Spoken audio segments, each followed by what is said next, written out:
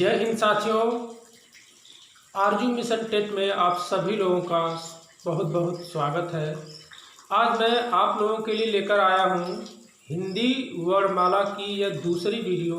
इसके first video में मैंने आप लोगों को बताया था जितने व्यंजन हैं उस व्यंजन में कितनी कैटेगरी है, उस कैटेगरी से किस तरह से क्वेश्चन आते हैं।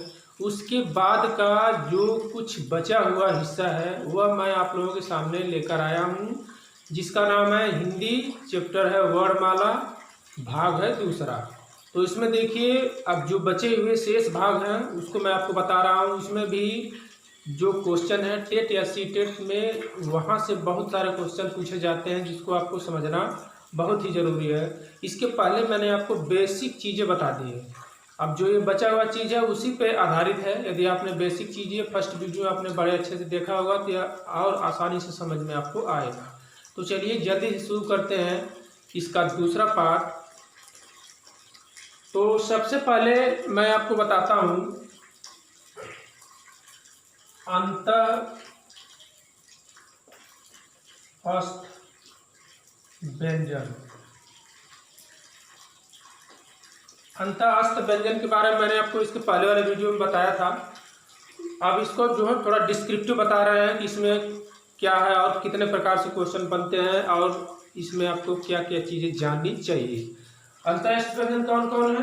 अब सबसे पहले इसको बोलते क्या है, जो स्वर और व्यंजन के बीच का जो उच्चारण होता है उसी को बोलते हैं अंतःस्थ। जो अंतःस्थ व्यंजन क्या है, स्वर जो अ आ ई और क ख ग घ, जो इनके बीच का जो उच्चारण होता है, जो हमारे कंठ से मुख से निकलता है, वही अंतःस्थ व्यंजन है। तो इसको आप लिख सकते हैं स्वर व व्यंजन के बीच उच्चारण। बस इतना ही आप अपने माइंड में बनाए रखिए। अब इसके अंतर्गत व्यंजन कौन कौन से हैं? य, र, ल, व। अब देखिए, य, र, ल, व यह अंतःस्थ व्यंजन है, इसको पूछा जाता है। अब इसमें भी कितनी कैटेगरी हैं? यदि अंदर से क्वेश्चन पूछता है, कभी कभार इसके अंदर भी घुस के क्वेश्चन पूछ देता है, तो मैं वो सब चीज़ें आपको बता देना चाहता हूँ ताकि यहाँ से आपका जो 4 क्वेश्चन आने वाले हैं एक भी मिस ना हो। तो यह क्या है? यह तालव्य व्यंजन भी है। तालव्य व्यंजन भी इसको बोलते हैं। यह तालव्य व्यंजन है। तालव्य व्यंजन मैंने आपको बताया था जो च, छ, ज, झ यहाँ है, उसी कैटेगरी में यह भी आता है। तालव्य व्यंजन भी है प्लस अंतःस्थ व्यंजन भी है। ठीक, इसी तरह र, यह है वर्त व्यंजन या लुंठित जिसको बोलते हैं। ठीक, अब र क्या है? र तो अंतःस्थ व्यंजन है ही। वर्ष या लुंठित व्यंजन मतलब जीभ जो है पूरी बेंड होके जाके लड़ती है, इस तरह से लुंठित बोलते हैं उसको।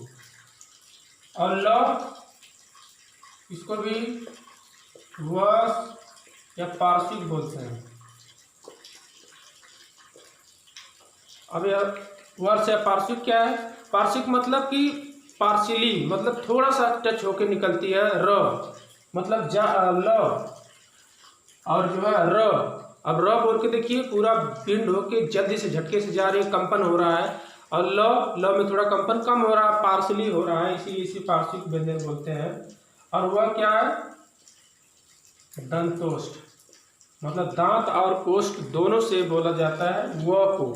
वह यानी दांत का भी सहारा लेते हैं और ओठ का भी सहारा लेते हैं, इसीलिए इसे दंतोष्ठ भी बोलते हैं। अब आप देख रहे हैं कि अंतःस्थ व्यंजन जो है उसके अंतर्गत आपने य, र, ल, व जाना था, लेकिन उसके अंदर भी कभी कभार क्वेश्चन पूछ देता है।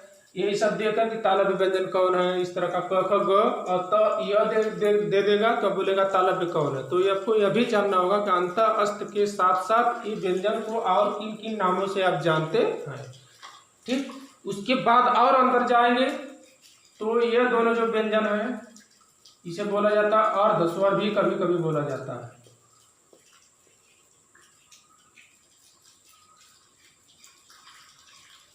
यह याद रखिए, इनमें इन दोनों को कभी कभी अर्धस्वर भी बोला जाता है। इतना अंदर से किन्हीं अन्य परीक्षाओं में मैंने रेलवे वगैरह में भी देखा है इसमें क्वेश्चन बना दिया था अर्धस्वर, इसके और अंदर जाके इसको आप यह याद रखिए कि यह र अंतस्थ व्यंजन भी है, इसमें यह तालव्य भी है, र वर्ष या लुंठित है, और दोनों अर्धस्वर भी बोले जाते हैं।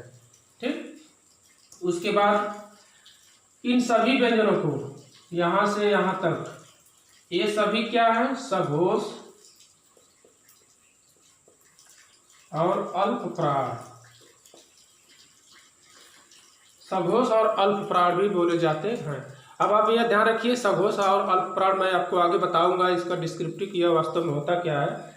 सघोष और अघोष, अल्पप्राण, महाप्राण, यह मैं आपको बताऊंगा।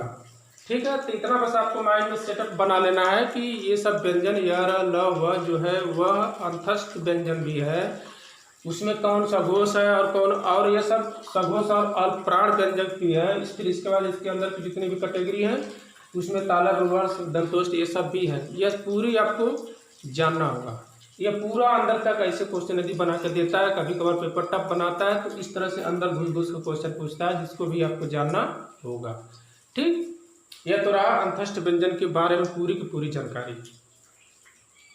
उसके बाद आते हैं ऊष्म, जिसको बोलते हैं संघर्षी भी, ऊष्म या संघर्षी। इसमें कौन कौन है, बड़ा वाला स है, खटखोड़ वाला स है, छोटा वाला स है और अब देखिए, अभी तक तो आपने इतना ही जाना था कि उसमें संघर्षी में तीनों स और ह होता है, लेकिन अब आप यह जानेंगे कि इसके अंदर भी क्या क्या चीजें, क्या क्या मैटर छुपे हुए हैं, उसको आप जानिए। जो बड़ा वाला स है यह तालव्य व्यंजन भी है। इसको बड़े वाले स को उसमें संघर्षी तो आप बोलेंगे, साथ में यह भी जानिए कि बड़ा वाला स तालव्य है। तालव्य मैंने आपको बताया था च छ ज वाला, जो च वर्ड वाला है। ठीक, फिर यह मूर्धन्य है। मूर्धन्य में क्या है, ट ठ ड ढ जो था उस कैटेगरी में स को भी बोला जाता है और उसमें संघर्षी भी बोला जाता है। छोटा वाला स वर्ष है और हा क्या है, स्वर यंत्री, स्वर यंत्री। अब यह सब आप इतना ध्यान रखिए कि इसको आप उसमें संघर्षित तो बोलते ही बोलते थे, बट इसको अलग अलग भी इस तरह से आप जानिए कि यह होते हैं। स क्या होता है, तालव्य, मूर्धन्य, वर्ष और स्वर यंत्री, ये सब जो है एक अलग अलग इसके बाद की कैटेगरी, इसके अंदर क्वेश्चन ऐसे घुस के पूछता है। और साथ ही साथ आपको यह जानना होगा कि ये चारों के चारों क्या है, अघोष, और वहाँ अल्पप्राण था, यहाँ पे महाप्राण है। मतलब जो अंतस्थ व्यंजन है वह सघोष अल्पप्राण है, ये आपको याद रखना होगा। जो उसमें संघर्षी है वह अघोष, इसी का उल्टा, सघोष का अघोष, अल्पप्राण का महाप्राण है, अघोष महाप्राण है। साथ ही साथ यह इनकी कैटेगरी कुछ और भी है, इसको और भी कुछ बोला जाता है, तालव्य, मूर्धन्य, वर्ष, स्वर यंत्री। तो यह चीजें आपको जानना होगा। इसके अंदर जाके यदि क्वेश्चन पूछता है तो ऐसे ही क्वेश्चन पूछेगा। जब पेपर टफ बनाया जाता है, कभी कभार कंपटीशन ज्यादा हो जाता है, तब इस तरह का होता है। ठीक है, यह दो चीजें हो गई।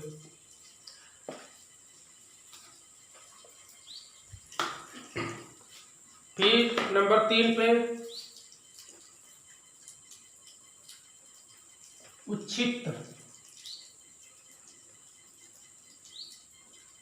या द्विगुण व्यंजन, इसको हमने बताया था। इसमें दो है, अंगा और र, दो बताया तो उच्छिष्ट या द्विगुण में अंगा और र, ये दो व्यंजन थे। अब आपने तो ये जाना था उच्छिष्ट या द्विगुण व्यंजन में दो ही है। यस, पार्शियली पूछता है, ऊपर ऊपर पूछता है, सिंपली पूछता है तो यही पूछ देगा। लेकिन यदि इसके अंदर जाकर पूछेगा तब क्या पूछेगा, मूर्धन्य। इसको आप यह भी जानिए कि यह मूर्धन्य भी है, और यह भी आपका क्या है, मूर्धन्य। साथ ही साथ आपको यह भी जानना है उच्छिष्ट या द्विगुण व्यंजन जो अंगा और र है वह साथ ही साथ मूर्धन्य भी है। ऐसा भी क्वेश्चन बना के दे सकता है, जो कि अन्य परीक्षाओं में देता भी है, रेलवे में, एसएससी में ऐसे देता भी है, और सीटी टेट में भी जब पेपर कठिन बनाता है तो वहाँ पर भी दे देता है। तो यह इसके अंदर जाके इतना चीज़ें भी आपको जानना होगा। फिर उसके बाद आगे चलते हैं। आगत या गृहीत ध्वनियां। आगत या गृहीत ध्वनियां क्या है? जब उसके नीचे एक बिंदी लगी रहती है, उसके नीचे एक बिंदी लगी रहती है, जब बिंदी लगी रहे तो समझ जाए कि आगत या गृहीत ध्वनियां है। मतलब हम कहीं से ग्रहण किए हैं, कहीं से आगत माने आई है, विदेशों से या कहीं से भी आई है, तो उसको हम बोलते हैं कि आगत या गृहीत ध्वनियां है। इसका पहचान है कि यह क्या लगा रहेगा, बिंदी लगी रहेगी। यह तो आपने जान गया कि जब क्या है, आगत और गृहीत ध्वनियां है, बिंदी लगी हो तो आगत या गृहीत ध्वनियां। बट इसके अंदर और जाइए तो इस पर भी क्वेश्चन बना कर दे देता है। इसको बोला जाता है, या देखिए, उष्ण या संघर्षी है, और यह भी उष्ण या संघर्षी है। इसको साथ ही साथ अब यह जानिए जो जप है यह उष्ण या संघर्षी भी है और आगत या गृहीत ध्वनियां भी है। ऐसे भी क्वेश्चन पूछता है। ठीक, उसके बाद आयोगवाह।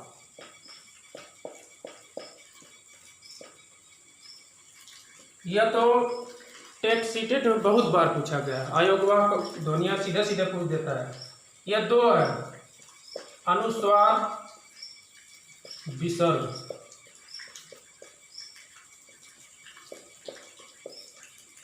अनुस्वार और विसर्ग में क्या है? अनुस्वार में जैसे ऐसे निशान होता है, विसर्ग में ऐसे निशान होता है। जैसे हम बोलते हैं अंकन, तो जो ये वाला हिस्सा है देख रहे हैं वह अनुस्वार है। अगर हम बोलते हैं जैसे अंत, जिसे अतः बोलते हैं, अतः, तो यह वाला जो चिन्ह है यही क्या है, विसर्ग है। और आयोगवाह में सीधा सीधा पूछा जाता है, अनुस्वार या विकल्पों में 4 दे देगा, आयोगवाह बताइए 3 और दे देगा, दोनों में से कोई एक और दे देगा। तो इसमें पूछता है कि आयोगवाह कौन। तो आपको जानना होगा कि आयोगवाह में 2 है, अनुस्वार जिसका निशान यह होता है, विसर्ग जिसका निशान यह होता है, जिसको हमने उदाहरण सहित भी बता दिया कैसे इसे लिखा भी जाता है। ठीक, यह तो रहा जो हमने पहले व्यंजन पढ़ा था पार्ट फर्स्ट में, उसके आधार पे उसके अंदर कैसे क्वेश्चन घुस के पूछता है उसके बारे में हमने आपको थोड़ा अंदर तक जानकारी दी है, जिसको यदि आप जान लेंगे तो इससे जुड़े हुए जितने क्वेश्चन है, चाहे अंदर से आए चाहे बाहर से आए, कहीं से भी आए, एक भी क्वेश्चन आपका नहीं बचेगा। तो बस आज के लिए इतना ही। उम्मीद करते हैं कि आपको यह वीडियो पसंद आई होगी, और साथ ही साथ आप हमारे चैनल आरजू मिशन टेट को सब्सक्राइब, लाइक और शेयर भी करते होंगे। इसी उम्मीदों के साथ मैं आप लोगों से विदा लेता हूं। नमस्कार, हैव अ नाइस डे।